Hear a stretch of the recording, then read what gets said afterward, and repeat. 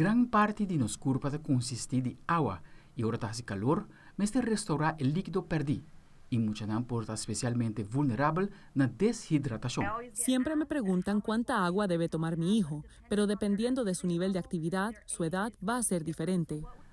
Algún síntoma de deshidratación de mucho te incluye mareamiento, gana de dormir, boca seco, huevo hincha, llora sin sacar lágrima, orina menos frecuente.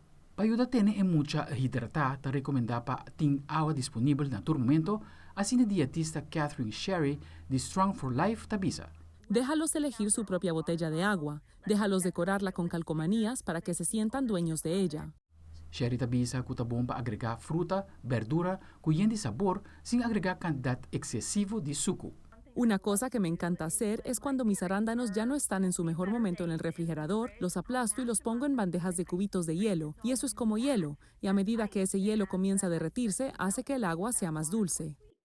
Además de saque, Sherry te avisa para evitar energy drinks y limitar juice y otras bebidas con contenido alto de suco. Hubo un metaanálisis publicado donde se indica que el jugo contribuye a la obesidad en los niños, por lo que al pensar en ofrecerlo, debemos mantenerlo al mínimo. Para salud tips a mitad, Aldrich Werleman.